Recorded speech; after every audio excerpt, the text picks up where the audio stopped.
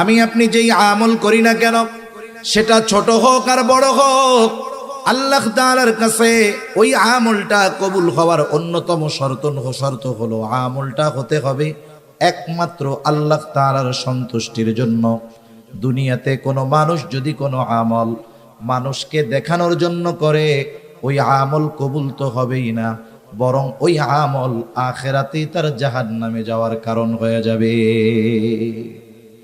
ভালো কাজ আল্লাহকে দেখাইলে লাভ, ভালো কাজ মানুষকে দেখাইলে ওই ভালো কাজের দামও নাই, আর ওই ভালো কাজ তার জাহান্নামে যাওয়ার কারণ হবে। রাসূল আকরাম সাল্লাল্লাহু আলাইহি ওয়াসাল্লাম আবু হুরায়রা রাদিয়াল্লাহু তাআলা আনহু হতে প্রসিদ্ধ একটা হাদিস, রাসূল আকরাম সাল্লাল্লাহু আলাইহি ওয়াসাল্লাম বলেন, যেই হাদিসটা বর্ণনা করার পূর্বে আবু হুরায়রা রাদিয়াল্লাহু তাআলা আনহু পরপর 3 বার অজ্ঞান হয়ে গেছেন। চতুর্থবার তিনি হাদিসটা বর্ণনা করতেছেন। তিনি বলেন, রাসূল আকরাম সাল্লাল্লাহু আলাইহি ওয়াসাল্লাম বলেন, কিয়ামতের দিন আল্লাহ তাআলা সর্বপ্রথম 3 শ্রেণীর মানুষকে হিসাবের জন্য ডাকবে। 1 নাম্বার, আল্লাহ তাআলা একজন শহীদকে ডাকবে। শহীদ রক্তাক্ত অবস্থায় সে আল্লাহর সামনে উপস্থিত হয়ে যাবে। আল্লাহ তাআলা তাকে জিজ্ঞাসা করবে, তোমার এই অবস্থা কেন? লোকটা বলবে, আল্লাহ, আপনার দিন আপনার জমিনে প্রতিষ্ঠা করার জন্য কাফেরদের বিরুদ্ধে জিহাদ করতে করতে আমি আমার জীবনটা দিয়ে দিয়েছি। আল্লাহ তাআলা বলবেন, জীবন দিয়েছো, যুদ্ধ করেছো বুঝলাম, কিন্তু তোমার এই যুদ্ধের মূল উদ্দেশ্য কি ছিল? লোকটা তখন বলবে, আল্লাহ, আমি যুদ্ধ করেছি আপনার সন্তুষ্টির জন্য। বলেন তো, আল্লাহ তাআলা আমার আপনার অন্তরের খবর জানে কি জানে না? আল্লাহ তাআলা আমার আপনার খবর কতটা জানে? কোরআনুল কারীমের মধ্যে আল্লাহ তাআলা বলেন, ওয়ালাকাদ খালাকনাল ইনসানা ওয়া না'লামু মা তুওয়াসওয়িসু বিহি নাফসুহু ওয়া নাহনু আকরাবু ইলাইহি মিন হাবলিল ওয়ারিদ। আল্লাহ তাআলা বলেন, আমি মানুষ সৃষ্টি করেছি, শুধু তাই না, ওয়া না'লামু মা তুওয়াসওয়িসু বিহি নাফসুহু, আমি জানি কোন জিনিস তার অন্তরের মধ্যে ওয়াসওয়াসা দেয়। দুনিয়ায় অনেক প্রযুক্তি এখন আধুনিক। একটা মানুষ যদি অসুস্থ হওয়ার আগে সে যদি নিজের দেহকে চেক করায়, এমআরআই করায়, সিটি স্ক্যান করায়, তাকে যখন মেশিনের মধ্যে ভরে দেওয়া হবে, লেজার দিয়ে তাকে যখন পর্যবেক্ষণ করা হবে, একটা মানুষ এখনো অসুস্থ হয় নাই, কিন্তু এই টেস্ট করানোর পরে রিপোর্ট বের হয়ে যাবে তার শরীরের এই অর্গানগুলো দুর্বল আছে, অসুস্থ হতে পারে। তার মানে একটা মানুষ অসুস্থ হওয়ার আগে মোটামুটি তার অবস্থা, দেহের অবস্থা সে মেশিনের মাধ্যমে জানতে পারে। কিন্তু বলেন তো, দুনিয়ায় এমন কোন মেশিন বের হয়েছে নাকি যেই মেশিনের মধ্যে ঢুকায়া দিলে অন্তরের মধ্যে কি আছে সেই খবরটা জানা যাবে? আছে?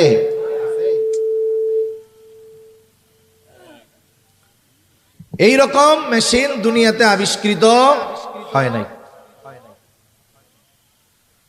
রাসূল আকরাম সাল্লাল্লাহু আলাইহি ওয়াসাল্লাম বলেন, আল্লাহ রাব্বুল আলামিন তখন বলবে, না বান্দা, আমি আল্লাহ তোমার অন্তরের খবর জানি। তুমি কেন যুদ্ধ করেছো জানি, কারণ যুদ্ধ করেছো যাতে করে দুনিয়ার মানুষ তোমার বীরত্বের প্রশংসা করে, তোমাকে বীর বলে, বাহাদুর বলে। তুমি যে উদ্দেশ্যে দুনিয়ায় করেছো, দুনিয়ায় তুমি তা পেয়ে গেছো, কারণ তুমি দুনিয়ার মানুষ তোমাকে বীর বলেছে, বাহাদুর বলেছে। সুতরাং আজকে আমি আল্লাহর তরফ থেকে তোমার জন্য কিছু নাই, তুমি চলে যাও, তোমার ঠিকানা হলো জাহান্নাম। আল্লাহ তাআলা দ্বিতীয়তে একজন দানবীরকে ডাকবে, জিজ্ঞাসা করবে, আমি আল্লাহ তোমাকে অনেক সম্পদ দিয়েছিলাম, এই সম্পদ তুমি কোন কাজে কোথায় ব্যয় করছো? লোকটা বলবে, আল্লাহ, আপনার দেওয়া সম্পদ আমি দান করেছি, সদকা করেছি। যার ঘর নাই তাকে ঘর বানিয়ে দিয়েছি, যার বাড়ি নাই তাকে বাড়ি বানিয়ে দিয়েছি, যার খাবার নাই তাকে খাবার কিনে দিয়েছি। আল্লাহ তাআলা বলবে, বান্দা, কেন তুমি এই দান সদকা গুলো করেছ? লোকটা বলবে, আল্লাহ, এগুলো আমি আপনার সন্তুষ্টির জন্য করেছি। আল্লাহ তাআলা তখন বলবেন, না বান্দা, না না, তুমি মিথ্যা বলতেছ, আমি আল্লাহ তোমার অন্তরের খবর জানি। তুমি দান করেছো যাতে করে দুনিয়ার মানুষ তোমাকে দানবীর বলে, তোমার দানের প্রশংসা করে। তুমি যে উদ্দেশ্যে দান করেছো দুনিয়ায় তুমি তা পেয়ে গেছো। দুনিয়ার মানুষ তোমাকে দানবীর বলেছে, দুনিয়ার মানুষ তোমাকে গরিবের বন্ধু বলেছে। সুতরাং আজকে আমি আল্লাহর তরফ থেকে তোমার জন্য কিছু নাই, তুমি চলে যাও, তোমার ঠিকানা হলো চিরস্থায়ী জাহান্নাম। তৃতীয়তে একজন আলেম অথবা কারিকে ডাকবেন।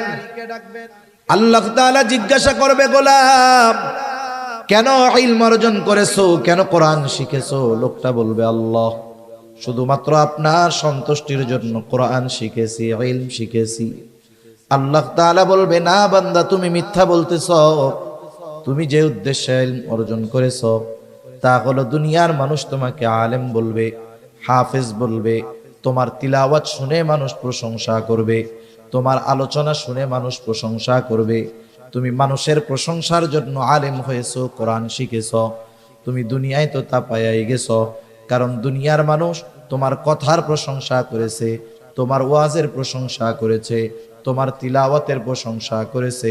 সুতরাং আজকে আমি আল্লাহর তরফ থেকে তোমার জন্য কিছু নাই, তুমি চলে যাও, তোমার ঠিকানা হলো চিরস্থায়ী জাহান্নাম। একটু খেয়াল দিয়া বুঝেন, একটা মানুষ তার জীবনটা দিয়ে দিয়েছে, আরেকজন মানুষ জীবনের অর্জিত সম্পদগুলো দান করেছে, আরেকজন মানুষ দুনিয়ার কথা চিন্তা না করে ইলম অর্জন করেছে। এত কষ্টার্জিত বিষয়গুলো কোনো মূল্য পায় নাই কেন? বলে ওইগুলো করেছে ঠিক, তবে আল্লাহর সন্তুষ্টির জন্য করে নাই, যার কারণে এই ইবাদত, এই আমল তার কোনো কাজে আসে নাই। উল্টা জাহান্নামে যাওয়ার কারণ কেন হলো? বুঝে থাকলে একটু জবাব দিবেন জবান খুলে। বলেন তো, ইবাদতের একমাত্র হকদার কে? আরো জোরে বলেন, কে? আল্লাহ হলেন ইবাদতের একমাত্র হকদার। কেউ যদি আল্লাহ তাআলার হক নষ্ট করে, অর্থাৎ ইবাদত করার দরকার ছিল আল্লাহর সন্তুষ্টির জন্য, কিন্তু করলো মানুষের সন্তুষ্টির জন্য, এটার দ্বারা হলো শিরক। এক নাম্বার, ওই ইবাদত আল্লাহর জন্য হয় নাই, হয়েছে শিরক। দ্বিতীয়ত, ইবাদতের হকদার ছিল আল্লাহ, ইবাদত আল্লাহর জন্য হয় নাই, বিধায় আল্লাহর হক নষ্ট হয়েছে। শিরক যুক্ত ইবাদত আল্লাহ তাআলার কাছে কোনো দাম নাই, এই জন্য ওইটা বাদ। দুই নাম্বার, ইবাদতের হকদার ছিল আল্লাহ, যেহেতু অন্যর জন্য করার কারণে আল্লাহর হক নষ্ট করা হয়েছে, এই জন্য এই ইবাদত কাজে আসবে না, বরং তার জাহান্নামে যাওয়ার কারণ হয়ে যাবে। সেজন্য আমরা যেই ইবাদত করি না কেন, আমরা ওই ইবাদত গুলো আল্লাহ তাআলার সন্তুষ্টির জন্য করব। সেটা যত ছোট ইবাদত হোক, যত বড় ইবাদত হোক, আল্লাহর জন্য যদি না হয় ওই ইবাদতের কোনো দাম আছে? যত ছোট ইবাদত হোক, আল্লাহর জন্য যদি হয়, দাম আছে না নাই? এটার নাম হলো ইখলাস, যে আমার সব ইবাদত একমাত্র আল্লাহ তাআলার জন্য হবে। যখন কোন ছোট ইবাদতের মধ্যেও এই উদ্দেশ্য থাকে, ওই ইবাদতটা তখন সুন্দর বলে বিবেচিত হয়। আল্লাহ তাআলা বেশি ইবাদত, বেশি আমল আমাদের কাছে চায় না। আল্লাহ তাআলা সুন্দর ইবাদত চায়, সুন্দর আমল চায়। সুন্দর কাকে বলে? আমরা আমাদের সংজ্ঞায় সুন্দর সেটাকে বলি যেটা দেখার পরে চক্ষু তৃপ্ত হয়, অন্তরের মধ্যে প্রশান্তি আসে। এখন বলেন তো, আপনাদের সামনে যদি একজন আফ্রিকার কালো মানুষকে এনে দেওয়া হয়, আমাদের সংজ্ঞায় বলেন তো ওই লোকটা ভালো না কালো? ভালো লাগবে আমাদের? চোখ তৃপ্ত পাবে? তৃপ্তি পাবে? চোখ তৃপ্তি পাবে না, চোখের ভালো লাগবে না। তাহলে আমাদের সংজ্ঞায় কালো যে, সে সুন্দর না। কিন্তু আল্লাহ তাআলার সংজ্ঞা, সৌন্দর্যের সংজ্ঞা এটা ভিন্ন সংজ্ঞা। আল্লাহ রাব্বুল আলামিন কোরআনুল কারীমের সূরাতুল মুলকের মধ্যে বলেন, আল্লাযী খালাকাল মাউতা ওয়াল হায়াতা লিয়াবলুয়াকুম আইয়ুকুম আহসানু আমালা। আল্লাহ তাআলা বলেন, তিনি আল্লাহ, যিনি জীবন এবং মৃত্যুকে সৃষ্টি করেছেন। এবং কেন করেছেন? বলে লিয়াবলুয়াকুম, তোমাদের পরীক্ষা করার জন্য। কিসের পরীক্ষা? আল্লাহ তাআলা বলেন আইয়ুকুম আহসানু আমালা, পরীক্ষা হলো তোমাদের মধ্যে কার আমল কত সুন্দর। তাহলে আল্লাহ তাআলা বেশি ইবাদত চান না সুন্দর ইবাদত চান? জোরে বলেন, কি ইবাদত? সুন্দর ইবাদত আল্লাহ তাআলা চায়। এখন আল্লাহ তাআলার কাছে সুন্দর কোনটা? বলে যার নিয়ত সুন্দর, যার ইখলাস ঠিক আছে, ওই ইবাদত আল্লাহর কাছে সুন্দর। সুবহানাল্লাহ বলেন। যদি আমাদের সংজ্ঞায় সৌন্দর্যের সংজ্ঞা যেটা, এটা যদি আল্লাহর কাছে হইতো, তাইলে আফ্রিকার কালো মানুষগুলোর আর কোনো দাম থাকতো না, আফ্রিকার কালো মানুষের কোনো মূল্যায়ন থাকতো না। এজন্য আমরা আমাদের ইবাদতগুলোকে আল্লাহর কাছে সুন্দর করে তোলার জন্য যেই ইবাদতটাই করি একমাত্র কার জন্য করব? আল্লাহর জন্য করব। জান্নাতে যাইতে হলে বেশি ইবাদত লাগে না, তবে সুন্দর ইবাদত লাগে। এক সাহাবীর ঘটনা শুনে। রাসূল আকরাম সাল্লাল্লাহু আলাইহি ওয়াসাল্লাম একদিন মসজিদে নববীর মধ্যে আছেন, ফজরের নামাজের পূর্ব মুহূর্তে সাহাবায়ে কেরাম অপেক্ষা করতেছে নামাজের।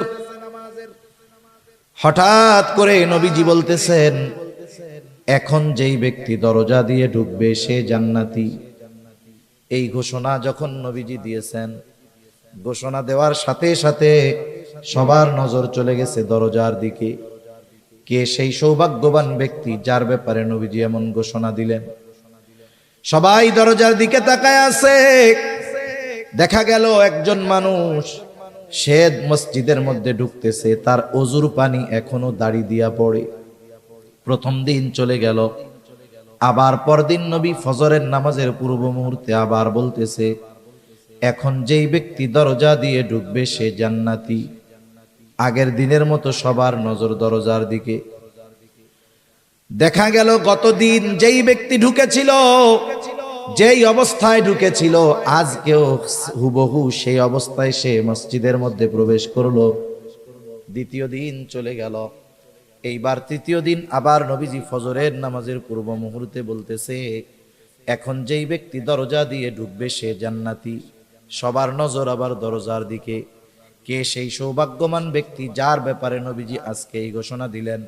তারা তাকায় দেখে, গত 2 দিন যেই ব্যক্তি দরজা দিয়ে ঢুকছে, ঢোকার সময় যেই অবস্থা ছিল আজকেও সেই অবস্থা। তার মানে নবীজির এই ঘোষণার পর 3 দিন পর পর এক ব্যক্তি প্রবেশ করেছে, যার ব্যাপারে নবীজি পরপর 3 দিন এই ঘোষণা দিলেন। ওই লোকটা যে জান্নাতি, কোনো সন্দেহ আছে নাকি? কোনো সন্দেহ নাই। রাসূল আকরাম সাল্লাল্লাহু আলাইহি ওয়াসাল্লামের এমন ঘোষণার পরে আব্দুল্লাহ ইবনে আমর ইবনুল আস রাদিয়াল্লাহু তাআলা আন ওই লোকটাকে গিয়ে জিজ্ঞাসা করতেছে, ভাই আমি তোমার বাড়িতে 3টা রাত থাকতে চাই, 3টা রাত যাপন করতে চাই। উদ্দেশ্য হলো নবীজি যেই ব্যক্তির ব্যাপারে এমন ঘোষণা দিলেন, ওই ব্যক্তির কি স্পেশাল আমল আছে দেখার দরকার। কারণ এই দুনিয়াতে সব শ্রেণীর মানুষ তাদের স্পেশাল আমলগুলো নিরিবিলি রাতের বেলায় করে। বলেন তো, চোর চুরি দিনে করে না রাত্রে করে? ডাকাত ডাকাতি দিনে করে না রাত্র করে? বলেন তো, যারা আহলুল্লাহ বুজুর্গানে দিন, তারা তাদের স্পেশাল ইবাদত গুলো দিনে করে নাকি রাত্রে করে? এই রাতের বেলায় মূলত বুজুর্গ যারা, এরা রাতটাকেই ইবাদতের জন্য বেছে নেয়, কারণ একেবারে নিরিবিলি, কোনো ঝঞ্ঝাট নাই, ঝামেলা নাই। আবার যারা ওই ধরনের অকারেন্স করে, অপরাধ করে, ওরাও অপরাধের জন্য রাত্রকে বেছে নেয়, কারণ মানুষজন সব ঘুমে থাকে, রাস্তায় লোকজন থাকে না। তা উনি চিন্তা করতেছে স্পেশাল ইবাদত তো রাতের বেলা করে। এখন উনি রাতের বেলা কি ইবাদত করে এটা জানার জন্য তো ওনার বাড়িতে থাকার দরকার। উনি গিয়া ওই লোকটাকে বলতেছে। আর এক হাদিসের আলোকে বোঝা যায় নবীজি যেই ব্যক্তির ব্যাপারে এই ঘোষণা দিয়েছেন, ওই ব্যক্তির নাম হলো সাদ বিন মুআজ রাদিয়াল্লাহু তাআলা আনহু, হযরত সাদ রাদিয়াল্লাহু তাআলা আনহু। উনি গিয়ে বলতেছে, ভাই আমি তোমার বাড়িতে একটু রাত্র যাপন করতে চাই। বলে, কোনো অসুবিধা নাই, চলেন। এশার নামাজ পড়ে ওই লোকটার সাথে আব্দুল্লাহ ইবনে আমর ইবনুল আস চলে গেলেন তার বাড়িতে। আগের আমলে আমাদের গ্রাম অঞ্চলে ছিল, বাহিরের কোনো মেহমান যদি আসতো বাড়ির ভিতরে নেওয়া লাগতো না, আমাদের এলাকায় বলে কাছারি ঘর। আপনাদের কি বলে? কাছারি বলে না? আগে কাছারি ছিল। কাছারি এমন ভাবে থাকতো, ঘরের মানুষের মহিলাদের পর্দা এমনি হয়ে যাইত। কাছারির মুখটা থাকতো বাহির দিকে, মেহমান ঢুকতো, ওইখানে পানি বাথরুম করার ব্যবস্থা বাইরে থাকতো। তার মানে একজন মেহমান আসলে ভেতরের মহিলাদের পর্দার ব্যাপারে কোনো সমস্যা হইতো না। দেখেন আগের মানুষেরা, আমাদের মা দাদিরা নানিরা, এনারা কিন্তু এত বোরকা পইরা ঘুরে নাই। কিন্তু এমনও দেখা গেছে ওই দাদি নানিদেরকে ওই বাড়ির মানুষ সারা জিন্দেগিতে অন্য পরপুরুষ এক নজরও দেখতে পারে নাই। ঠিক কিনা বলেন? আসলে বিষয় হলো বোরকাটা পর্দার জন্য জরুরি তা না, পর্দার জন্য মূলত নিজেকে প্রস্তুত করার দরকার। এখনের বোরকাগুলো পরার পরে তো আরো পর্দার চাইতে বেপর্দা হয়। ঠিক কিনা বলেন? বোরকা পরে কেন? বলে পর্দা করার জন্য। পর্দা করার জন্য যদি পরে, এখনকার যে ভাব বোরকা, আসলে ওইটা তো পর্দার জন্য হয় না, বরং মানুষকে আরো তার পোশাকের প্রতি আকৃষ্ট করার জন্য পরা হয়। সে যদি নিজেকে লুকানোর জন্য পরতো তাহলে ওই ধরনের স্টাইল থাকতো না, এমব্রয়ডারি থাকতো না, 14-15টা কুচি থাকতো না। কি যে ভাব হইছে বোরকার, এগুলো দ্বারা বাস্তবিক পর্দা হয় না। অথচ আগের মহিলারা এখনো অনেক আছে আমাদের গ্রাম অঞ্চলগুলোতে। পুরুষ মানুষ দেখছে, বৃদ্ধ মানুষ, কেউ তার দিকে তাকাবে না। সে দেখা যাচ্ছে রাস্তার থেকে নেমে কাপড়টাকে এমন ভাবে ঢাকনা দিছে যে তার দেহের আবহাওয়া আকৃতি বোঝার কোনো সিস্টেম নেই।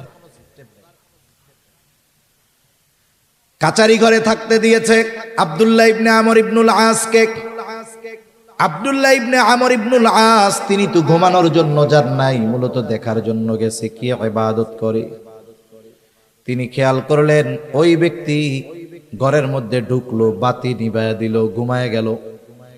আব্দুল্লাহ ইবনে আমর ইবনুল আস সারা রাত সজাগ, কোন সময় উঠে আর কোন সময় কি ইবাদত করে দেখবে।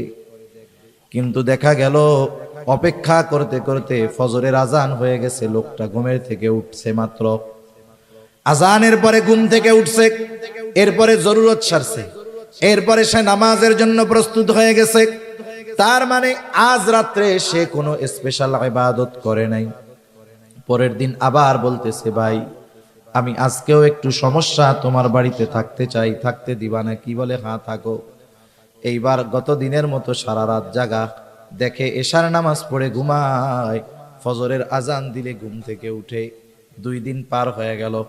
একটা মানুষ যদি কোনো ধারাবাহিক কোনো কাজ করে, ধারাবাহিক কোনো আমল করে, তাহলে ওই আমলটা পরপর 3 দিন সাধারণত বাদ যাওয়ার কথা না, যেহেতু তার কোনো অসুস্থতা নাই, তার কোনো শগল নাই, ব্যস্ততা নাই, যার কারণে ইবাদতটা বাদ যাইতে পারে।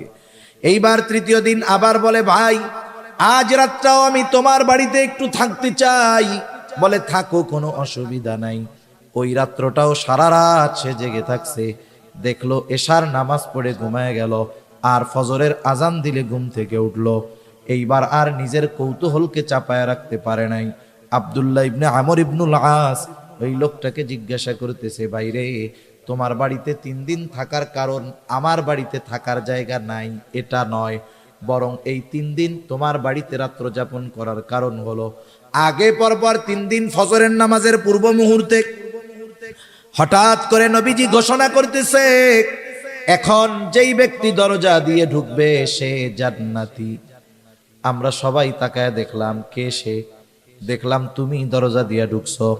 এই ঘোষণা পরপর 3 দিন নবীজি দিয়েছেন, পরপর 3 দিনই নবীজির ঘোষণার পরে তুমি দরজা দিয়ে ঢুকছো। আমি তোমার বাড়িতে রাত্র যাপন করার উদ্দেশ্য ছিল, আমি দেখতে চেয়েছিলাম তুমি স্পেশাল কি আমল করো, যার কারণে নবীজি তোমার ব্যাপারে এমন ঘোষণা দিলেন। এইবার লোকটা বলতেছে, আলহামদুলিল্লাহ, নবীজি যদি আমার ব্যাপারে এমন ঘোষণা দিয়ে থাকেন এটা তো বড় শুকরিয়ার বিষয়। তবে তুমি যেই আশায় আমার বাড়িতে রাত্র যাপন করছো, ওই রকম কোন রাত্রিকালীন ইবাদত আমি করি না। তবে হ্যাঁ, একটা জিনিস করি। কি করো? বলে রাত্রে যখন আমি ঘুমাতে যাই, আমাকে যারা কষ্ট দিয়েছে আমি তাদের সবাইকে মাফ করে দে। 5 ওয়াক্ত নামাজ পড়ি, হারাম হালাল বেঁচে চলি, যেটা সাধারণ কাজ, এর চাইতে বেশি কিছু করি না। এখন আব্দুল্লাহ ইবনে আমর ইবনুল আস বলতেছে, তুমি যে রাতের বেলায় শোয়ার সময় সকলকে মাফ কইরা দাও, অন্যান্যগুলো তো আমরা সব সময় করি, কিন্তু তুমি যে এই কাজটা প্রতিদিন করো, এই কারণেই আল্লাহ তাআলা তোমার ব্যাপারে জান্নাতের খোঁজখবরই নবীজির মাধ্যমে জানায়া দিয়েছেন। সুবহানাল্লাহ। তাহলে দেখেন, আমল কবুল করাতে হয় 1 নাম্বার দরকার ঈমান। জোরে বলেন কি দরকার? 2 নাম্বার দরকার হলো ইখলাস। কি জোরে বলেন? ইখলাস তথা নিয়তের বিশুদ্ধতা। ভাইরে, আওয়াজ ছাড়তে পারো না? তুমি কি বুঝতেছো কথা? আওয়াজ ছাড়ো, মুখ মিশায় কতক্ষণ বলা যায়? আমি কি বলতে চাইছি তুমি বুঝতে পারছো? তুমি বুঝছো? এটা রিভার্ব দিয়ে আওয়াজটা সুন্দরভাবে ছাড়বা, আওয়াজটা যেন আমার দূরের থেকে সুন্দর মতো টানে। তোমার তো এইটার কোনো আওয়াজ হয় না, তুমি খালি ওই বাইরের ওইটা বাড়াও আর কোনো। নাকি পারো না? না পারলে বলবা যে পারি না, তাহলে আর দরকার নেই, যা আছে তাই থাক। তাহলে 1 নাম্বার দরকার হলো ঈমান, 2 নাম্বার দরকার হলো ইখলাস তথা নিয়তের বিশুদ্ধতা, 3 নাম্বার দরকার হলো সুন্নাত। সুন্নাত, কারণ দুনিয়ায় কোনো ইবাদত নাই যেই ইবাদতের সুন্নাত পদ্ধতি নাই। ইবাদত নিজস্ব মন গড়া পদ্ধতিতে করলে হয় না, ইবাদত করতে হয় মুহাম্মাদুর রাসূলুল্লাহ সাল্লাল্লাহু আলাইহি ওয়াসাল্লামের পদ্ধতিতে। সুন্নাত হলো এমন এক জিনিস, তথা নবীজির পদ্ধতি হলো এমন এক জিনিস, তুমি না পারলে থাক, আমি মাপ চাই, না পারলে থাক, যা আছে তাই করো। একটা হলো গাড়ি ভালো, গাড়ি ভালো যদি যে চালাইতে না পারে, চলবে, কাজ হবে, ওই গাড়ি খাদে পড়ে যাবে। আর একটা হলো গাড়িতে ডিফেক্ট আছে কিন্তু ড্রাইভার পাক না, দেখবেন ও ওইটারে নিয়ে চালায় চলে যাবে। এই অপারেটিং এর মধ্যে সিস্টেম আছে, আপনাকে জিনিস ভালো দিলেই হবে না, ওই জিনিস চালানোর মতো দক্ষ লোক দিতে হবে, নাইলে কাজ হবে না।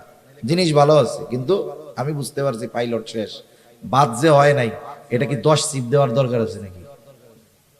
একটা দেখলে ওটাই তো বোঝা যায় যে বাদ হইছে কি হয় নাই। সেজন্য তোমার আর নড়াচড়ার দরকার নাই, আমি কষ্ট করে কইতেছি, অসুবিধা নাই। দুনিয়াতে এমন কোন ইবাদত নাই যেটার সুন্নাত পদ্ধতি নাই, তথা নবীজির দেখানো পদ্ধতি নাই, এমন কোন ইবাদত দুনিয়াতে নাই। বরং দুনিয়ার কাজগুলো যদি কেউ নবীজির পদ্ধতিতে করে, ওই দুনিয়াবি কাজগুলোও ইবাদত হয়ে যায়। যেমন প্রতিদিন মানুষের কিছু করণীয় কাজ আছে, দৈনন্দিন কিছু জরুরত আছে, যেমন বাথরুম করা, বাথরুমে যাওয়া, এটা দৈনন্দিন একটা কাজ। একজন ফজরের আজান শুনে ঘুম থেকে উঠে গেল, ফজরের আজান শুনে ঘুম থেকে উঠছে, নামাজে যাবে, জরুরতে চাপ দিয়েছে, সে চিন্তা করতেছে নামাজে যদি দাঁড়াই, ফজরের নামাজের কেরাতটা একটু লম্বা, যদি ওই সময় নামাজের মধ্যে জরুরতে চাপ দেয়, ইবাদতের একাগ্রতা নষ্ট হয়ে যাবে। এই চিন্তা করে সে চিন্তা করলো তাহলে জরুরতটা পূরণ করে এরপরে মসজিদের দিকে যাই। এই নিয়তে সে বাথরুমের দিকে রওনা হলো। বাথরুমে যাওয়ার পদ্ধতি, সুন্নাত পদ্ধতি হলো 1 নম্বরে মাথা ঢেকে যাওয়া। সেটা আপনি টুপি দিয়ে ঢাকেন, আর রুমাল দিয়ে ঢাকেন, গামছা দিয়ে ঢাকেন, অসুবিধা নাই। নবীজির সুন্নাত হলো মাথা ঢেকে বাথরুমে যাওয়া। আর বিজ্ঞানও বলে মাথা ঢেকে বাথরুমে যাওয়া উচিত। কেন? বলে বাথরুমের মধ্যে অগণিত ব্যাকটেরিয়া আছে, বাথরুমের মধ্যে অগণিত জীবাণু আছে। এই মাথার চুল, এটা হলো অত্যন্ত সংবেদনশীল। দেখবেন মাথার মধ্যে খুশকি হয়, কিন্তু যার দাড়ি আছে এরা জিজ্ঞাসা করেন তো দাড়ির মধ্যে কখনো খুশকি হয় নাকি? চুলের চাইতে দাড়ি বড়, কিন্তু এই জায়গায় কেন হয়? বলে মাথার স্কিন, মাথার স্কিন যে চামড়া, এইটা বেশি সংবেদনশীল। এজন্য এই চুলও ময়লা টানে বেশি, মাথার চামড়াও ময়লা টানে বেশি। এজন্য যদি মাথা ঢাকা না থাকে, বাথরুমের এই জীবাণু ব্যাকটেরিয়া গিয়ে তার মাথার মধ্যে সমস্যা হতে পারে, চামড়ায় সমস্যা হতে পারে। বিজ্ঞান বলে এই কথা। আর নবীজি 1500 বছর আগে বলে দিয়েছেন বাথরুমে যাওয়ার সময় মাথা ঢেকে যাইবা। সেজন্য বাথরুমে যাওয়ার সময় মাথা ঢেকে যাওয়া সুন্নাত। কথায় কথা আসে তাই একটা জিনিস বলে দেই, আমরা তো এখন সভ্যকে আধুনিককে, যার ঘরের মধ্যে বাথরুম বেশি সে তত আধুনিক, ঠিক না? আপনি বাড়ি বানাইছেন, আগে বাথরুম থাকতো অনেক দূরে, এখন আপনি বাড়ি বানাইছেন, বাথরুম যদি ঘরের মধ্যে না দিয়া বাইরে দেন মানুষ আপনাকে আধুনিক বলবে না, কিন্তু যদি ঘরের মধ্যে বাথরুম দেন দেখবেন এটাকে আরো আধুনিক বেশি বলে, ঠিক কিনা বলে? আধুনিকতা কি হইছে? বাইরের বাথরুম ঘরে ঢুকছে, বাইরের পায়খানা কই ঢুকছে? ঘরের মধ্যে ঢুকছে। এই হলো আধুনিকতার নাম। এই বাথরুম ঘরে হওয়ার কারণে আমরা অনেক সময় মেসওয়াক, আমাদের ব্রাশ, এগুলো বাথরুমের মধ্যে রাখি, একটা র্যাকের মধ্যে রেখে দেয়। এখন বাথরুমের মধ্যে যখন থাকে ব্যাকটেরিয়া, জীবাণু থাকে, আপনি ঘুম থেকে উঠে পেস্ট লাগায় ব্রাশ করতেছেন, ওই জীবাণু ওর দ্বারা আপনার পেটে সমস্যা হতে পারে। এজন্য বিশেষ করে মেসওয়াক, ব্রাশ এগুলো বাথরুমের বাইরে রাখবো তো ইনশাআল্লাহ। এবার আপনি বাথরুমে ঢুকবেন, ঢোকার আগে দোয়া পড়তে হবে। অনেকে জানে না, ঢুইকা এরপরে দোয়া পড়ে। ঢোকার আগে দোয়া পড়বেন, এরপরে বাম পা দিয়ে ঢুকবেন, বাথরুমের মধ্যে বসলেন, জরুরত ছাড়লেন, টিস্যু ইউজ করলেন, পানি দিয়ে পরিষ্কার পরিচ্ছন্ন হইলেন, এরপরে ওযু যদি ভেতরে করার ব্যবস্থা থাকে ওযু করলেন, যদি বাহির হওয়ার দরকার হয় ডান পা দিয়ে বাহির হলেন, বাহির হওয়ার পরে দোয়া পড়লেন। আমি শুধু উল্লেখযোগ্য সুন্নাত গুলা বললাম। একটা মানুষ যদি সুন্নাত তরিকায় বাথরুম করে তাহলে ওই বাথরুম করার মধ্যে তার কমপক্ষে 10টা সুন্নাতের আমল হয়ে যায়। অথচ এই কাজগুলো আমরা দৈনন্দিন করি। আবার দেখেন, প্রত্যেক বেলা খানা খাই, খানা খাওয়ার সময় দস্তরখানটা বিছান, খানার সময় ডান দিক দিয়ে খানা শুরু করেন, খানার শুরুতে বিসমিল্লাহ বলেন, খানার দোষ ত্রুটি না ধরেন, খানাটা পড়ে গেলে উঠায় খান, প্লেটটাকে ভালো মতো চেটে খান। এই যে অনেক সময় আমরা হুজুররা কোনো জায়গায় খাইতে গেলে একটু চাইটা চুইটা খাই, অনেকজন দেখা দেখা কয় কিরে দেখ হুজুর প্লেট না খায় ফেলায়, আল্লাহ জানে। আরে প্লেট তো জান্নাতে গিয়া খামু, এর আগে একটু প্র্যাকটিস করে নি, ঠিক কিনা বলেন? এই যে দেখেন বিজ্ঞান কি বলে, আমি আপনি যখন খাবার পরে আঙ্গুলগুলো চেটে খাই, আঙ্গুলের উপরে ধারালো ধারালো দাগ আছে না নাই? মানুষ মারা যাওয়ার সাথে সাথে এই রেখাগুলো চলে যায়। এটা যখন জিহ্বার সাথে ঘষা খায় দেখবেন একটা লালা হয়, লালা। এই লালাটা কত উপকারী! এই লালাটা আমি আপনি খেয়ে ফেলি যখন, এটা আমার আপনার খাবার হজমের জন্য কাজ করে। সুবহান। আপনি প্লেট চাইটা খাইতেছেন, মানুষ বলতেছে খ্যাত, আমি বলি এটা সুন্নাত। উপকার কি? 1 নাম্বার নবীর সুন্নাত অনুযায়ী খানা খাওয়ার কারণে সওয়াব হইল। 2 নাম্বার, হাত যখন চেটে পুটে খেলাম, এই যে লালা হলো ঘষা লাগার কারণে, এই লালা আমার হজমের জন্য কাজ করবে। সুবহান। ইসলামের প্রত্যেকটা বিষয় মেনে চললে আখিরাতের উপকার তো আছে, দুনিয়ার গুলোও আছে। তবে আমরা দুনিয়াবি কল্যাণের জন্য ইবাদত করব না, ইবাদত করব আল্লাহর জন্য, আর দুনিয়াবি কল্যাণ অটোমেটিকলি আল্লাহ দান করবে। সুবহানাল্লাহ। তাহলে দুনিয়ার কাজগুলো যদি নবীর তরিকায় করা হয়, সুন্নাত তরিকায় করা হয়, ওগুলো ইবাদত হয়ে যায়। আর ইবাদত যেগুলো, ওগুলো অবশ্যই অবশ্যই নবীজির সুন্নাত তরিকায় করতেই হবে। সুন্নাত বিহীন কোনো ইবাদত নাই। অনেকে মনে করে সুন্নাত মনে হয় এমন জিনিস, করলে সওয়াব না করলে গুনাহ নাই। আসলে বিষয়টা এমন নয়। কিছু সুন্নাত আছে ফরজ, কিছু সুন্নাত আছে ওয়াজিব, কিছু সুন্নাত আছে সেটা স্বাভাবিক সুন্নাত। এখন কথা হইল কিছু সুন্নাত ফরজ, এটা কেমনে হয়? যেমন কোরআনুল কারীমের মধ্যে নামাজের কথা আছে 82 জায়গায়। কয় জায়গায়? 82 জায়গায় নামাজের কথা আছে। আল্লাহ তাআলা কোন বিষয়ে গুরুত্ব আরোপ করার জন্য একাধিকবার বলার দরকার হয় না, একবার বললেই সেটা যথেষ্ট হয়ে যায়। আল্লাহ তাআলা 82 জায়গায় নামাজের কথা উল্লেখ করার দ্বারা কমপক্ষে 82টা উদ্দেশ্য আছে। আল্লাহ তাআলা নামাজের কথা কোরআনুল কারীমে 82 জায়গায় বলছেন। এখন যদি গোটা দুনিয়ার সব মুফাসসিরদেরকে একত্রিত করেন, সকলকে যদি বলেন আপনারা সবাই মিলে নবীর সুন্নাত বাদ দিয়ে, নবীর হাদিস বাদ দিয়ে শুধুমাত্র কোরআন থেকে ফজরের 2 রাকাত নামাজ আমরা যেই পদ্ধতিতে পড়ি, ওই পদ্ধতিগুলো শুধু কোরআন থেকে বের করে দিবেন, আপনারা সাধারণ মানুষও সহজে বুঝবেন বলেন তো নবীর সুন্নাত হাদিস বাদ দিয়ে শুধু কোরআন থেকে 2 রাকাত নামাজ পড়ার পদ্ধতি কিয়ামত পর্যন্ত কেউ বের করতে পারবে নাকি? কেউ কিয়ামত পর্যন্ত পারবে না, অসম্ভব এটা। তাহলে নামাজের আদেশ করেছেন আল্লাহ, আর নামাজ কিভাবে পড়তে হবে শিখিয়ে দিয়েছেন মুহাম্মাদুর রাসূলুল্লাহ সাল্লাল্লাহু আলাইহি ওয়াসাল্লাম। নবীজি বলেন, সল্লু কামা রাআইতুমুনি উসাল্লি। নামাজ কিভাবে পড়তে হবে আমাকে দেখে দেখে তোমরা শিখো, আমাকে দেখে দেখে নামাজ পড়া শিখো। কিভাবে নামাজ পড়তে হবে, তার মানে নামাজের আদেশ করেছেন আল্লাহ, আর নামাজের পদ্ধতি শিখিয়ে দিয়েছেন মুহাম্মাদুর রাসূলুল্লাহ। অনেক উদাহরণ না, একটা দুইটা উদাহরণ দেই। আজকে আমি আমার জীবনে কক্সবাজার সবচাইতে ফালতু মাইক পাইলাম। এনারে যেমনে বলতেছি পারতেছে না। আমার আগে ভাই কথা বলছে কেমনে, আমি স্টার্ট করার পরে সাউন্ডটা নষ্ট হয়ে গেল। আমারই বদনসিব মনে হয়। নামাজের যেই ফরজগুলা আছে, নামাজের ফরজগুলার মধ্যে একটা ফরজ হলো রুকু করা। কি করা? আমার দিকে তাকান, একটু কষ্ট করে তাকান, আমি বেশি সময়ের কথা বলবো না। কি করা বলেন না, জোরে বলেন। রুকু করা কি ফরজ? রুকু করা কি ফরজ? রুকুর আদেশ আল্লাহ তাআলা করেছেন। আল্লাহ তাআলা বলেন, ওয়ারকাউ মা'আর রাকিঈন, রুকুকারীদের সাথে রুকু করো। এখন রুকু শব্দের অর্থ হলো ঝুঁকা, ঝুঁকা। এখন ঝুঁকবেন কতটুকু? একজন দাঁড়ানো, সে যদি মাথা ঝুঁকায় এটাও ঝুঁকানো, যদি একেবারে নিচু হয়ে যায় সেটাও ঝুঁকানো। এখন আপনি যদি শুধু কোরআন থেকে রুকুর পদ্ধতিটা নিজে আবিষ্কার করতে চান, তাহলে কতটুকু ঝুঁকতে হবে বের করতে পারবেন না।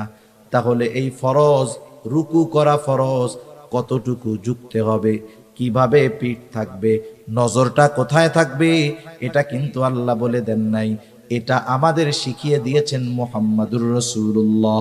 তাহলে এই রুকুর পদ্ধতিটাও একটা সুন্নাত পদ্ধতি। এই জন্য নবীজির কিছু সুন্নাত আছে যেগুলো ফরজের সাথে সম্পৃক্ত, আবার কিছু সুন্নাত আছে যেটা ওয়াজিব।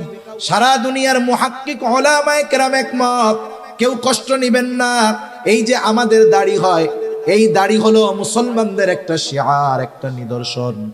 উচিত কি? নবীজি বলেন দাড়ি লম্বা করো, মোসকে খাটো করো। নবীজি বলছেন মোস খাটো করো, দাড়ি লম্বা করো। কতটুক করতে হবে? মুহাক্কিক উলামায়ে কেরাম গবেষণার মাধ্যমে বলেন, সাহাবায়ে কেরামের আমলকে দেখে বলেন, তাবেঈন, তাবেঈনের আমলের আলোকে বলেন, কমপক্ষে একটা মুমিনের দাড়ি 1 মুষ্টি পরিমাণ রাখতে হবে। যদি সে না রাখে, যদি সে খাটো রাখে, সেটে রাখে, তাহলে অবশ্যই অবশ্যই তাকে গুনাহগার হতে হবে। এটা নবীর সুন্নাত। এই সুন্নাতটা কিন্তু ওই সুন্নাত নয় যে রাখলে সওয়াব, না রাখলে গুনাহ নাই। এই সুন্নাতটা হলো দায়েমি সুন্নাত, এজন্য এটা হলো ওয়াজিব। এই সুন্নাতটা কি বলেন? এই নবীর এই দাড়ি রাখার পদ্ধতিটা কি হবে? ওয়াজিব। না রাখলে গুনাহ হবে। আমরা দোয়া করি যারা রাখতে পারে নাই আল্লাহ তাদের রাখার তৌফিক দান করুক। সকলে বলি আমিন। আবার কিছু সুন্নাত, সাধারণ সুন্নাত, আমি যে কথা বোঝানোর জন্য বলতেছিলাম, দুনিয়ার যে কোনো ইবাদত রাসূল আকরাম সাল্লাল্লাহু আলাইহি ওয়াসাল্লামের দেখানো পদ্ধতিতে করতে হবে, নাইলে ওই ইবাদত আল্লাহ তাআলার কাছে কবুল হবে না। তাহলে পেছন থেকে আবার একটু রিভিশন দেই। ইবাদত কবুল হওয়ার জন্য 1 নাম্বার দরকার হলো ঈমান, 2 নাম্বার দরকার হলো ইখলাস তথা নিয়তের বিশুদ্ধতা, যে আমি এই ইবাদত কাকে খুশি করার জন্য, কাকে দেখানোর জন্য করতেছি। 3 নাম্বার, ওই ইবাদতটা হতে হবে নিজের পদ্ধতিতে নয়, নবীজির পদ্ধতিতে। 4 নাম্বার, সে যেই ইবাদত করবে সেই ইবাদতের ব্যাপারে তার জ্ঞান থাকতে হবে, ইলম অর্জন করতে হবে। এই জন্যই নবীজি সাল্লাল্লাহু আলাইহি ওয়াসাল্লাম বলেন, তলাবুল ইলমি ফারিদাতুন আলা কুল্লি মুসলিম, দ্বীনি ইলম শিক্ষা করা প্রত্যেক মুসলমান নরনারীর উপরে ফরজ। কতটুক ফরজ? কেউ কেউ বলেন যতটুকু দ্বারা সে নিজে দ্বীনের উপরে চলতে পারে এতটুকু শিক্ষা করা ফরজ। আবার কেউ কেউ বলেন না না, বরং এর চাইতে আর একটু বেশি শিখতে হবে। কেন? বলে আল্লাহ তাআলা কোরআনুল কারীমের সূরাতুত তাহরিম 28 নম্বর পারা আল্লাহ তাআলা বলেন, ইয়া আইয়ুহাল্লাযীনা আমানু কু আনফুসাকুম ওয়া আহলিকুম নারা। আল্লাহ তাআলা বলেন, হে ঈমানদারেরা, তুমি নিজে জাহান্নামের আগুন থেকে বাঁচাও, অধীনস্থদেরকে জাহান্নামের আগুন থেকে বাঁচাও। তার মানে নিজেও বাঁচতে হবে, নিজের পরিবার পরিজনকেও বাঁচাতে হবে। কেমনে বাঁচবা? বলে নিজে আল্লাহ তাআলার আদেশ নিষেধ মান্য করার মাধ্যমে নিজে বাঁচো, আর অধীনস্থদেরকে মান্য করানোর মাধ্যমে বাঁচাও। নিজে আমল কইরা বাঁচো, অধীনস্থদেরকে আমল করে বাঁচাও। নিজে আল্লাহর হুকুম আহকাম মেনে চলার মাধ্যমে বাঁচো, অধীনস্থদেরকে হুকুম আহকাম মেনে চালানোর মাধ্যমে বাঁচাও। এজন্য আল্লাহ তাআলা কোরআনুল কারীমের মধ্যে একা আমাকে আপনাকে নামাজি হওয়ার আদেশ করেছেন তা নয়। আল্লাহ তাআলা নামাজের ব্যাপারে যেমন বলেন, ওয়ামুর আহলাকা বিসসালাতি ওয়াসতাবির আলাইহা, আরে তুমি তোমার অধীনস্থদেরকে নামাজের আদেশ করো, তুমিও তার উপরে অটল থাকো। কিছু কিছু জায়গায় আল্লাহ তাআলা নিজের আমলের আগে অধীনস্থদেরকে করানোর আদেশ দিয়েছেন। তার মানে আমাদের সমাজে অনেক মানুষ আছে নিজে নামাজ পড়ে, সন্তানরা নামাজ পড়ে না, নিজে নামাজ পড়ে, নিজে ঠিকমতো দিনের উপরে চলে, নিজের ঘরের মানুষ চলে না। আছে না নাই? মনে রাখবেন, ধরা পড়ে যেতে হবে কিয়ামতের দিন। আমি আমল করলাম, অধীনস্থদেরকে দিয়ে আমল করাইলাম না, আদেশ করলাম না। আরে যাদের জন্য রক্ত আপনি পানি বানাইলেন, যাদের জন্য সম্পদ উপার্জন করলেন, আপনার উপার্জিত সম্পদ যারা ভোগ করলো, আল্লাহ না করুক এই সন্তানগুলো, আপনার অধীনস্থ মানুষগুলো যদি কিয়ামতে জাহান্নামী হয়, আপনি যদি ইবাদতের পাহাড় নিয়ে ওঠেন, কিয়ামতের দিন ওই আপন মানুষগুলো আপনার আমার জান্নাতে যাওয়ার সবচাইতে বড় বাধা হয়ে দাঁড়ায় যাবে। ঠিক কি না বলেন? এজন্য ফিকির শুধু একা না, অধীনস্থদেরকে নিয়ে করতে হবে। যেহেতু আল্লাহ তাআলা বলেছেন নিজে জাহান্নামের আগুন থেকে বাঁচো, অধীনস্থদেরকেও বাঁচাও। কেমনে বাঁচবা, কেমনে বাঁচাইবা? বলে আল্লাহ তাআলার আদেশ নিষেধ মান্য করার মাধ্যমে নিজে বাঁচো, অধীনস্থদেরকে মান্য করানোর মাধ্যমে বাঁচাও। বুঝে থাকলে খেয়াল দিয়ে একটু জবাব দিবেন। বলেন তো, আল্লাহ তাআলার আদেশ নিষেধ মেনে চলতে হলে ইলমে দ্বীন দরকার আছে না নাই? আবার যদি আপনি আপনার পরিবার পরিজনকে দ্বীনের উপরে চালাতে চান, ইলমে দ্বীন জানার দরকার আছে না নাই? এই জন্য তারা বলতেছে একটা মানুষের ওই পরিমাণ দ্বীনি ইলম অর্জন করা ফরজ যতটুকুর দ্বারা সে নিজে এবং অধীনস্থদেরকে জাহান্নামের আগুন থেকে বাঁচাতে পারে। এইটুকু পরিমাণ কমপক্ষে সকল মুসলমানের জন্য শেখা ফরজ। আমি জানি যে আমাদের সমাজে, আমাদের কমিউনিটিতে, আমাদের দেশে অনেক পাঁচ ওয়াক্ত নামাজি এই পরিমাণ ইলমে দ্বীন তার জানা নাই। আছে না নাই? এখন কি করবেন? আপনি যদি আপনার মসজিদের ইমাম সাহেবকে গিয়ে বলেন, হুজুর, রাসূল আকরাম সাল্লাল্লাহু আলাইহি ওয়াসাল্লাম তো বলছে দ্বীনি ইলম শিক্ষা করা প্রত্যেক মুসলমান নরনারীর উপরে ফরজ, কমপক্ষে ওইটুকু শিখতে হবে যার দ্বারা নিজে দ্বীনের উপরে চলা যায়, অধীনস্থদেরকে চালানো যায়। আমরা তো এই পরিমাণ মনে হয় জানি না।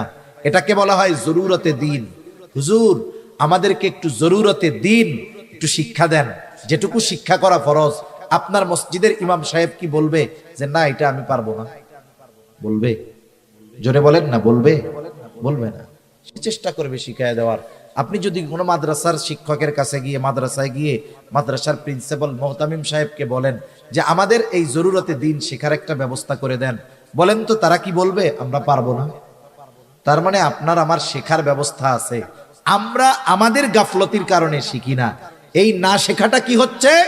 এক তো গুনাহগার হচ্ছি, দ্বিতীয়ত দেখা যাবে যে ইবাদত গুলো করতেছি ওই ইবাদত গুলোর মাসলা মাসাইল না জানা থাকার কারণে কোন সময় ইবাদত নষ্ট হচ্ছে নিজেও টের পাই না। যেমন ইমানের পরে সবচেয়ে বড় আমল হলো নামাজ। নামাজের কিছু বিষয় আছে ফরজ, কিছু বিষয় আছে ওয়াজিব। যেমন নামাজের বাহিরে ভিতরে 13 ফরজ। বলেন তো ফরজ ছুইটা গেলে নামাজ হবে নাকি? এক লোক নামাজ পড়তেছে, পাশেও আর একজন পড়ে, সে নামাজ শেষ করার আগে 2টা সাউ সিজদা দিছে, এরপরে আবার সে সালাম ফিরিয়ে নামাজ শেষ করেছে। পাশের জন এমনিই জিজ্ঞাসা করে, কিরে ভাই, তুমি যে সাহু সিজদা দিলা কারণ কি? বলে সাহু সিজদা কখন দেয়? বলে নামাজের ওয়াজিব ছুটা গেলে সাহু সিজদা দিতে হয়, তাইলে নামাজ হয়ে যায়। কিন্তু ফরজ যদি ছুইটা যায় বলেন তো নামাজ থাকবে না যাবে? এখন বলে সাউজদা দিছস কেন, ওয়াজিব ছুটছে নি? কয় ওয়াজিব টুয়াজিব ছুটে নাই, একটু বায়ু বাইর হয়ে গেছিল। বুঝেন নাই? একটু বায়ু বের হয়ে গেছে, এই জন্য আমি সাউজদা দিছি। এখন বলেন বায়ু যদি বের হয় ওযু থাকে না যায়? ওযু যদি না থাকে নামাজ থাকে না যায়? সাউজদা একটা না 100টা দিলে কাজ হবে? কাজ হবে না। এজন্য ইবাদত সংক্রান্ত মাসলা মাসাইল গুলো জানতে হবে, একটার সাথে একটা কানেক্টেড। আপনি একটাকে বাদ দিয়ে আর একটা পারবেন না। যেমন দেখেন, নামাজের অন্যতম এক শর্ত কি? ফরজ যে কাপড় পাক। কাপড় কি হওয়া লাগবে? পাক হওয়া লাগবে। কাপড় যদি না পাক হয় অন্য সব ঠিক, নামাজ হবে না।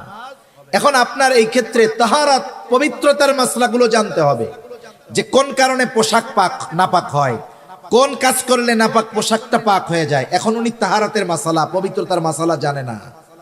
এখন উনি কি করছেন, ওনার কাপড়ে একটু প্রস্রাবের একটা ফোঁটা পড়ছে। কাপড়ের উপরে যদি প্রস্রাবের একটা ফোঁটা পড়ে, ওই প্রস্রাবটা কি এক জায়গায় থাকে না ছড়িয়ে যায়? এক ফোঁটা প্রস্রাব যতটুকু জায়গা নিয়ে ছড়াবে ওই কাপড়ের দ্বারা নামাজ না হওয়ার জন্য যথেষ্ট হয়ে যায়। এখন দেখেন উনার এটা জানা নাই, উনি প্রস্রাব করছে, ঢিলা কুলুক ব্যবহার করে নাই, প্রস্রাবের একটা ফোঁটা লুঙ্গিতে লাগছে, এখন ওই ফোঁটার পানি প্রস্রাব ছড়ায় গেছে, এখন উনি সুন্দর মতো ওযু করে নামাজ পড়েছে, বলেন তো নামাজ কি হবে? একটার সাথে একটা কানেক্টেড, এটা প্রত্যেকটা মুসলমানের জানা দরকার ছিল। ওযুর ফরজ, গোসলের ফরজ, এগুলো জানার দরকার।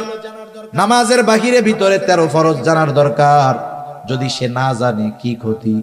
বলে ফরজ ছুটে গেলে সে তো জানবেই না ফরজ ছুটে গেছে। দেখা যাবে জীবনে অনেক নামাজ পড়েছে, ফরজ ছুটে গেছে, এই কারণে তার এক ওয়াক্ত নামাজও আল্লাহর কাছে কবুল হয় নাই। আবার নামাজের ওয়াজিব 14টা, ওয়াজিব ছুটে গেলে সাহু সিজদা দিতে হয়। দেখা গেল তার ওয়াজিব গুলো জানা নাই, জানা থাকলেই না ছুটলে সাহু সিজদা দিবে। হ্যাঁ, ওয়াজিব ছুটে গেছে, টেরও পায় নাই, সাহু সিজদা তো দেয়ই নাই, তাহলে কি হলো? বলে তার নামাজ হয় নাই। এইবার নামাজ ভঙ্গের কারণ আছে 19টা, এগুলো নামাজিকে নামাজের আগে জানতে হবে। দেখা গেল এর থেকে যদি একটা কারণ পাওয়া যায় নামাজ নষ্ট হয়ে যায়, নামাজ ভেঙে যায়। আবার অজু ভঙ্গের কারণ আছে 7টা, অজু যদি ভেঙে যায় নামাজও ভেঙে যায়। চিন্তা কইরা দেখেন এক নামাজ এর সাথে কত মাসালা রিলেটেড আছে। এই জন্য নবীজিও জানায়া দিয়েছেন দ্বীনি ইলম শিক্ষা করা ফরজ। আর আমরা যেই ইবাদত করব সেই ইবাদতের পরিপূর্ণ মাসলা যদি না থাকে, দেখা যাবে নিজের অজান্তে ইবাদতের মধ্যে ভুল হয়ে গেছে। সেজন্য 4 নাম্বার যেই জিনিসটা দরকার, যেই ইবাদত করবে সেই ইবাদতের মাসলা মাসাইল গুলো জানবে। 5 নাম্বার, তার খাবারটাকে হালাল করতে হবে, খাবারটা হালাল। অনেক মানুষ আছে খাবার হালালের ব্যাপারে বড় পেরেশান। বিষয়টা কিন্তু এমন না, খাবার শুধু হালাল হলেই হবে না, উপার্জনটা হালাল দরকার আছে না নাই? উপার্জনও হালাল হতে হবে, খাবারটাও হালাল হতে হবে। এখনকার জামানায় মানুষ তো হারাম উপার্জন করে লজ্জিত হয় না, বরং গর্বিত হয়। সমাজের মধ্যে আরো মাথা উঁচু করে থাকে হারামখোরের দল, আছে না নাই বলেন? পরিস্থিতি কোথায়? অথচ আল্লাহর রাসূল সাল্লাল্লাহু আলাইহি ওয়াসাল্লাম হালাল উপার্জন করাকে ইবাদত বলে অভিহিত করেছে। রাসূলুল্লাহ সাল্লাল্লাহু আলাইহি ওয়াসাল্লাম বলেন, কাসবুল হালালি ফরিদাতুম বাদাল ফরিদা। ফরজ ইবাদতের পরে অন্যতম ফরজ ইবাদত হলো হালাল উপার্জন করা। একটা মানুষ যখন ফজরের নামাজ আদায় করবার পর হালাল উপার্জনের নিয়তে হালাল কর্ম করে, মনে রাখবেন একটা মানুষের কর্ম যত ছোট হোক, ওই কর্মটা যদি হালাল কর্ম হয়, ওই ব্যক্তিকে কর্মের কারণে কখনো তিরস্কার করা যাবে না। কর্ম যদি হালাল হয়, এই হালাল কর্মের কারণে তাকে তিরস্কৃত করা যাবে না। আমাদের সমাজে, আমাদের অঞ্চলে যেগুলো হয় বলি, মনে করেন কেউ থাকলে মনে কিছু করবেন না, আমি বোঝানোর জন্য বলি। একজন লোক রিক্সা চালায়, আমাদের সমাজে একজন মানুষ রিক্সা চালালে তাকে একেবারে নিম্ন শ্রেণীর মানুষ বলে মনে করা হয়। এলাকার একটা সমাধানের জন্য 10 জন মানুষ বসেছে, 20 জন মানুষ বসেছে, ওই এক এলাকার মানুষ, এর মধ্যে উচ্চ শিক্ষিত মানুষ আছে, ডাক্তার আছে, ইঞ্জিনিয়ার আছে, প্রফেসর আছে, শিক্ষিত মানুষ আছে, সাথে সাথে এলাকার মানুষ হিসেবে রিক্সাওয়ালাও আছে। যে কোনো এক বিষয়ে সমাধানের জন্য তারা চিন্তা করতেছে, কিন্তু সমাধানের পথ কেউ খুঁজে পায় না। এখন রিক্সাওয়ালা রিক্সা চালাতে পারে ঠিক, আল্লাহ সুবহানাহু ওয়া তাআলা তাকে ভালো মন্দের বুঝ তো দান করতে পারে, ঠিক কিনা বলেন? এখন রিক্সাওয়ালার মাথায় একটা বুদ্ধি আসছে যে এই বুদ্ধি অনুযায়ী যদি কাজ করা হয় আমাদের আসন্ন সমাধান অথবা যেই সমস্যার সমাধান হয়ে যাবে। ও এখন বলতে চায় যে আমি একটা কথা বলি, যখন ডাক্তার, ইঞ্জিনিয়ার, প্রফেসর, উকিল, ব্যারিস্টার, ম্যাজিস্ট্রেট ওনারা সমাধান পায় না, মাথা গরম, এই টাইমে যদি রিক্সাওয়ালা বলে আমি একটা কথা বলি, তখন কি হবে? ওনাদের মেজাজ গরম, বেটা রিক্সাওয়ালা বয়। এত জ্ঞানী গুণী মানুষ এই জায়গায় আছে, বুদ্ধি পায় না, রিক্সাওয়ালা ওই জায়গায় মাথা চাড়া দিয়ে উঠছে। আচ্ছা, এই লোকটা তো এই এলাকার, এর তো একটা নাম ছিল, ঠিক কিনা বলেন? নাম ছিল না? কিন্তু নাম বাদ দিয়ে ওর কর্মকে আগে বলার কারণ কি? কারণ কি? এই কর্মের কথা বলে ওকে আঘাত করা, কর্মের কথা বলে ওকে কি করা? আঘাত করা। সেজন্য আমাদের সমাজে ছোট পেশার মানুষ যারা, আমরা এদেরকে অনেক সময় তাদের কর্মের ব্যাপারে তিরস্কার করি। খবরদার, হালাল উপার্জনকারী, সে হালাল উপার্জন করতেছে, যেই ছোট্ট কর্মের দ্বারা ওই কর্মটাকে তিরস্কার করার কোনো সুযোগ নাই। মনে রাখবেন, আপনার বাজারের একজন মুচি জুতা সেলাই যে করে, জুতা সেলাই করে যেই মুচি হালাল উপার্জন করে, আর সচিবালয়ের একজন সচিব যে মানুষের টাকা খেয়ে, ঘুষ খেয়ে সম্পদের পাহাড় করেছে, এই সমাজের মানুষের কাছে ওই সচিবের দাম হতে পারে, কিন্তু আল্লাহ তাআলার কাছে ওই হালাল উপার্জনকারী মুচির দাম ওই হারামখোর সচিবের চাইতে অগণিত গুণ বেশি, ঠিক কিনা বলেন? এজন্য সমাজের অনেক মানুষ, ছোট পেশার মানুষ, এরা নিজেরা মাঝে মধ্যে মনে করে আমরা কত ছোট হয়ে গেলাম। না না, এ সমাজে যেই পেশাগুলোকে আমরা ছোট মনে করি, এইরকম অনেক পেশা আল্লাহ তাআলা নবীদের দিয়ে করিয়েছেন। যেমন কামার, অস্ত্র বানায় লোহা থেকে, দাউদ আলাইহিস সালাতু ওয়াস সালাম এই কাজ করেছেন। পৃথিবীর বড় বড় মনীষী আছে যারা এমন এমন কাজ করেছে, তাদের কর্ম দ্বারা তারা বিবেচিত হয় নাই, কিন্তু তাদের কথা, তাদের কর্ম, তাদের জ্ঞান দ্বারা গোটা দুনিয়া উপকৃত হচ্ছে, ঠিক কিনা বলেন? এজন্য এক নাম্বার, আমরা সমাজের কোনো ছোট কর্মজীবী মানুষ যার কর্মটা হালাল, তাকে এই কর্মের কারণে কখনো তিরস্কার করব না। এজন্য নবীজি বলেন, কাসবুল হালালি ফরিদাতুম বাদাল ফরিদা, ফরজ ইবাদত সমূহ ঠিক রেখে যে হালাল উপার্জনের জন্য হালাল কর্ম করে, নবীজি বলেন এটাও তার ইবাদত। সুবহানাল্লাহ বলে, কারণ সে হালাল খাওয়ার উদ্দেশ্যে হালাল উপার্জন করে। এই জন্য এক নাম্বার দরকার হলো হালাল উপার্জন, দুই নাম্বার দরকার হালাল খাবার। কারো খাবার যদি হালাল হয় কিন্তু উপার্জনের অর্থ যদি হারাম হয়, এই খাবারটাও হারাম খাবারের মতো। মনে করেন একজন সরকারি চাকরিজীবী, সরকারি চাকরি যত ছোট হোক ওই জায়গার ইনকাম বেশি, বুঝেন নাই? সরকারি চাকরি যত ছোট হোক ইনকাম বেশি। আমার এরকম জানাশোনা কয়েকজন লোক আছে, সচিবালয় আছে, উপসচিব পর্যায়ের আছে, আর একজন সচিব হয়ে যাবে আশা করা যায়। এই আল্লাহর বান্দা, সরকারের পক্ষ থেকে ওনাকে গাড়ি দেওয়া হয়েছে, উনি ওই গাড়ি ফিরাইয়া দিছে যে আমি এই গাড়িটা ব্যবহার করব না। কেন? উনি যখন ওই সরকারি গাড়ি ব্যবহার করবে, ওনার কাছ থেকে, ওনার স্যালারি থেকে কিছু স্যালারি বেতন কাটা হবে এই ফ্যাসিলিটির জন্য। উনি বলতেছে আমি আমার বাসায় পায়ে হেঁটে যাতায়াত করতে পারবো, প্রয়োজনে লোকাল বাসে যাইতে পারবো, সমস্যা নাই, আমি এই গাড়ি ব্যবহার করব না। কেন? বলে যেই টাকাটা আমার বাঁচবে, কাটা হতো, ওটা তো আর কাটবে না, কারণ আমি সুযোগ নেই নাই, আমার টাকাও কাটবে না। কি হবে তাইলে? বলে ওই টাকাটা হলে আমার বাচ্চা কাচ্চার লেখাপড়ার খরচ চালাইতে আমার একটু সহজ হবে। এটা বলতেছে কে? একজন উপসচিব পর্যায়ের লোক, একজন উপসচিব পর্যায়ের মানুষ। সে ইচ্ছা করলে কি করতে পারে এটা একজন সাধারণ শিক্ষিত মানুষও বুঝতে পারে। কিন্তু দেখা যাবে কি, ওই উপসচিবের গেটের বাইরে যেই পিয়ন আছে ও দেখা যাবে, আর এরা চা মগে কাপে খায় নাকি গাজি ট্যাঙ্ক 1000 লিটারের ট্যাঙ্কিতে চা খায় আল্লাহ জানে। 2-4-5 হাজার টাকার কমে এদের চা পানের টাকা হয় না, ঠিক কিনা বলেন? ওই ব্যক্তি তো আপারব, ওরে 5,000 টাকা হাতের মধ্যে গুজে দিয়ে স্যারের সাথে দেখা করে আসবে, কাজ শেষ। স্যার তো আর ঘুষ খায় না। দেখা যাবে ওই পিয়ন ঢাকা শহরে বাড়ি করে ফেলছে, কিন্তু উপসচিব তার বাপ দাদার রেখে যাওয়া বাড়িটা ভেঙে যাচ্ছে, ঠিক করার টাকা তার কাছে নাই। আছে না নাই? এরকম অনেক আছে। আবার ওই যে বললাম পিয়ন, লক্ষ লক্ষ টাকার মালিক, কোটি কোটি টাকার মালিক, মনে করেন ওই রকম একজন লোক আজকে ভালো ইনকাম হয়েছে, 20,000 পকেটের মধ্যে ঢুকছে, এই যে ঘুষের টাকাটা নিল, বলেন তো এটা হালাল না হারাম?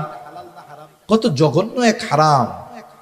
মানুষের উপার্জনের অনেক পদ্ধতির মধ্যে হারাম পদ্ধতির মধ্যে একটা হলো এই ঘুষ। এখন সেই হারাম টাকা নিয়ে বাজারে গেছে, বাজারে যাওয়ার সময় দেখে বিশাল বড় এক গরু জবাই হয়েছে। গরু যত বড় এর গোস্তের স্বাদ তত বেশি না কম? এটা দেখার পরে তার গোস্ত কেনার জন্য খুব ইচ্ছা হয়েছে।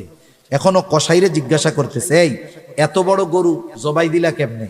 কারণ প্রাণী যদি হালাল হয়, জবাই যদি আল্লাহর নাম বাদ দিয়ে দেওয়া হয়, ওই হালাল প্রাণীর গোস্ত আর হালাল থাকে না।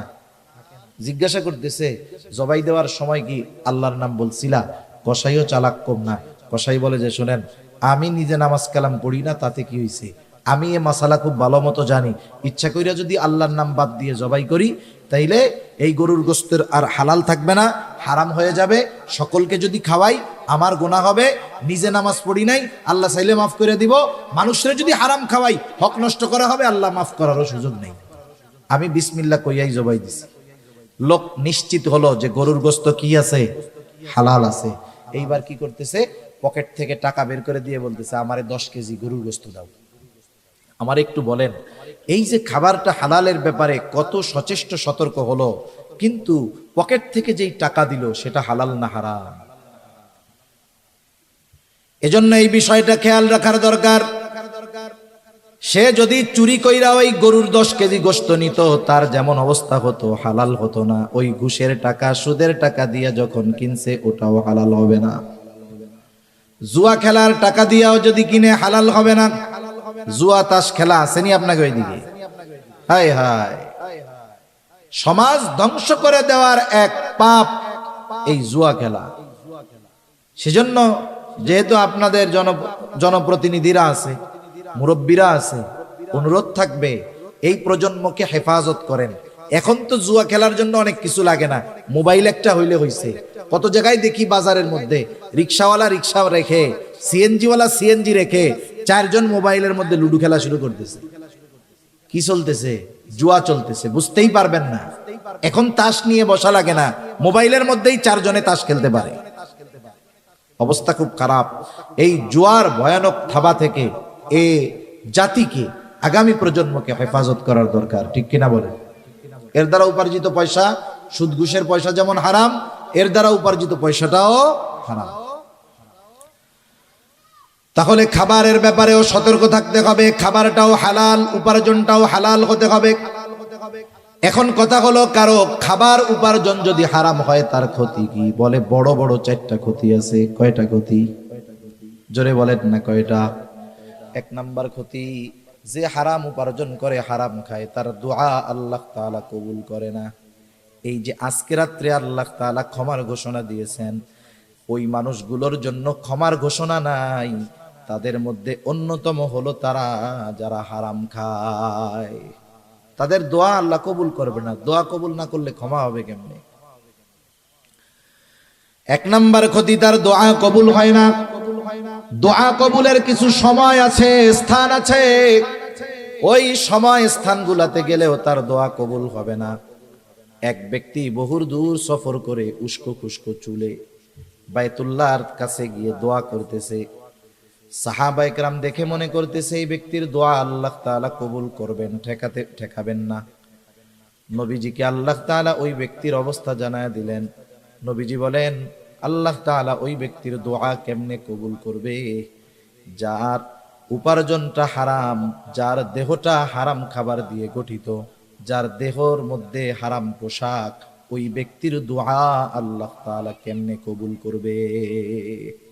তাহলে হারাম উপার্জন, হারাম যারা খায়, 1 নম্বরে তাদের দোয়া কবুল হয় না। 2 নাম্বার, যারা হারাম উপার্জন করে, হারাম খায়, নবীজি সাল্লাল্লাহু আলাইহি ওয়াসাল্লাম বলেন, লা ইয়াদখুলুল জান্নাতা জাসাদুন গুদিয়া বিল হারাম। হারাম বক্ষণকারীর শরীর জান্নাতে প্রবেশ করবে না। 1 নাম্বার ক্ষতি, দোয়া কবুল হবে না। 2 নাম্বার ক্ষতি, জান্নাতে প্রবেশ করতে পারবে না। 3 নাম্বার ক্ষতি, আল্লাহ তাআলা কোরআনুল কারীমের মধ্যে বলেন, ইয়া আইয়ুহার রুসুলু কুলু মিনাত তাইয়্যিবাতি ওয়া'মালু সলিহা। আল্লাহ তাআলা সব রাসূলগণকে এক নির্দেশ দিয়েছেন, হে রাসূলগণ, আপনারা পবিত্র খান আর আমলে সলেহ করেন। এর দ্বারা উদ্দেশ্য হলো হালাল খান আর আমলে সলেহ করেন। বুজুর্গানে দিন উলামায়ে কেরাম বলেন, এখানে উদ্দেশ্য হলো যার খাবার অপবিত্র তথা হারাম তার ইবাদত আল্লাহ কবুল করে না। 4 নম্বর ক্ষতি, কেউ যদি হারামকে হালাল মনে করে তাহলে তার ঈমান থাকে না। একজন হারাম কাজ করতেছে, হারাম মনে করে, তার গুনাহ হবে, তবে সে বেঈমান হবে না। কিন্তু একজন হারাম কাজ করে না, কিন্তু ওই হারামকে সে হারাম মনে করে না, সে না কইরাও বেঈমান হবে। ঠিক কিনা কর? একটা উদাহরণ দিয়ে আলোচনা শেষ করে দেই। আমাদের সমাজে অনেক মানুষ আছে সরকারি চাকরি করে, সে তখন ঘুষ টুস কিচ্ছু খায় না, তার সংসার চালাতে, পরিবার চালাতে কষ্ট হয়। এরপরে সরকারি চাকরি শেষ, এখন আর কোনো টেনশন নাই, মসজিদে গিয়ে সব সময় নামাজ কালাম পড়ে, মসজিদ থেকে বাহির হয় না। এখন ইমাম সাহেব জিজ্ঞাসা করে, চাচা চাকরি যখন ছিল তখন তো টেনশনে দেখতাম, চাকরি এখন নাই, টেনশনও নাই, তবে এখন সংসার চলে কেমনে? বলে এখন আরো ভালো চলে। কেমনে ভালো চলে? বলে আগে বেতন পাইতাম 30,000, 30,000 দিয়া বাসা ভাড়া, লেখাপড়া, অন্যান্য খরচ দিয়ে মাসে আমার চলা কষ্ট হইতো, এখন আরো ভালো চলে। কেমনে চলে? বলে আমি 1 কোটি টাকা পাইছিলাম, ব্যাংকের মধ্যে রেখে দিছি, এখন মাসে মাসে 1 লাখ টাকা পাই, আলহামদুলিল্লাহ। আমার একটু বুঝাই বলেন তো, 1 কোটি টাকা ব্যাংকে ফিক্সড ডিপোজিট করে রেখেছে, নির্দিষ্ট পরিমাণে তাকে লাভ দেওয়া হচ্ছে। বলেন তো এটা কি কোনো সন্দেহ আছে? খাইতেছে সুদের টাকা, বলে কি আলহামদুলিল্লাহ। সুদের টাকা খেয়ে কি বলতেছে? যদি বুঝে বলে থাকে ঈমান নাই।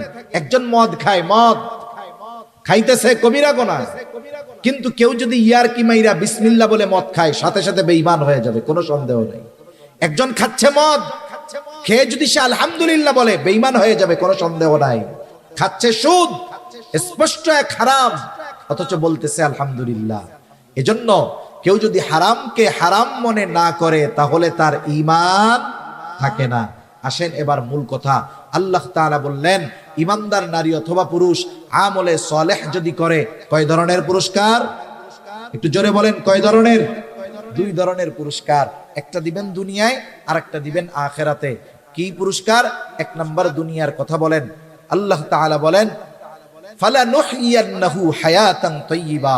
আল্লাহ তাআলা বলেন, আমি তাকে এক পবিত্র জিন্দেগি দান করব। সুবহানাল্লাহ। পবিত্র জীবন দ্বারা উদ্দেশ্য কি? পবিত্র জীবন দ্বারা উদ্দেশ্য হলো যে আল্লাহ তাআলা এ দুনিয়ায় তাকে মানুষের মুখাপেক্ষী করবে না, এই দুনিয়ার প্রয়োজন মেটানোর ব্যবস্থা করবে। একটা হলো প্রয়োজন, আর একটা বিলাসিতা। এখানে প্রয়োজন উদ্দেশ্য, প্রয়োজন আল্লাহ তাআলা মেটানোর ব্যবস্থা করবে। আল্লাহ তাআলা এ দুনিয়াতে তাকে পারিবারিক শান্তি দান করবে। আল্লাহ সুবহানাহু ওয়া তাআলা তাকে ইবাদতের মজা দান করবে। আল্লাহ তাআলা দ্বীনের উপরে চলা তার জন্য সহজ করে দিবে। বলেন তো, আমাকে যদি কেউ এই নিশ্চয়তা দেয় আপনার এই জীবনে যত প্রয়োজন সব মেটানোর ব্যবস্থা হবে, আর কোনো টেনশন আছে? সম্মানের দিক দিয়ে কখনো মানুষের কাছে হাত পাতা লাগবে না, আপনি ইবাদতের মজা পাবেন। আপনার পরিবারের মানুষের দ্বারা আপনাকে শান্তি দেওয়া হবে, নেককার বিবি দেওয়া হবে, নেককার সন্তান দেওয়া হবে, যেই স্ত্রী সন্তান আপনার চক্ষু শীতলের কারণ হবে। সাথে সাথে আপনি ইবাদত করতে মজা পাবেন। আমরা কিন্তু ইবাদতে মজা পাই না। মসজিদে গেলে বসতে মন চায় না, 4 দোকান থেকে আর উঠতে মন চায় না। ঠিক কিনা বলেন? ইবাদতের মজা, এটা হলো হায়াতান তাইয়্যিবা, পবিত্র জিন্দেগি। আর আখিরাতে কি দিবে? আল্লাহ তাআলা বলেন, ওয়ালা নাজজিয়ান্নাহুম আজরাহুম বিআহসানি মা কানু ইয়ামালুন। আর আখিরাতে এই আমলে সালেহ যারা ঈমানের সাথে আমলে সালেহ করেছে, এই মানুষগুলোকে আল্লাহ তাআলা দুনিয়ায় যা করছে ওই তুলনায় বহুগুণ বেশি বড় প্রতিদান আল্লাহ তাআলা দিবে। সেজন্য সম্মানিত সুধী, পুরুষ হোক আর নারী হোক, আল্লাহ তাআলা ইবাদতের ক্ষেত্রে কাউকে কম বেশি করেন নাই। এমনটা করেন নাই পুরুষ রোজা রাখলে সওয়াব বেশি, নারী রোজা রাখলে সওয়াব একটু কম হবে, এমনটা আল্লাহ করেন নাই। ইবাদতের ক্ষেত্রে, প্রতিদানের ক্ষেত্রে আল্লাহ তাআলা নারী পুরুষকে সমানভাবেই দিবেন। শর্ত কি? বলে ঈমানের সাথে আমলে সালেহ করতে হবে। এখন আমলে সালেহ কেমনে হবে? ঈমান তো কম্পালসারি, এটা লাগবেই। সাথে সাথে ওই আমলটা ইখলাসের সাথে করতে হবে, ওই আমলটা সুন্নাত পদ্ধতিতে করতে হবে। যেই আমল করবে ওই আমলের মাসলা মাসাইলগুলো জানতে হবে। সাথে সাথে উপার্জনটা আর খাবারটা তার হালাল হবে। এইভাবে যদি দুনিয়ার জিন্দেগি অতিবাহিত করতে পারে, দুনিয়াতেও আল্লাহ তাআলা তাকে বরকত রহমত দিয়ে ভরপুর করে দিবে, আর আখিরাতেও আল্লাহ সুবহানাহু ওয়া তাআলা তার আমলের তুলনায় বহুগুণ বড় বেশি প্রতিদান আল্লাহ তাআলা তাকে দিবে।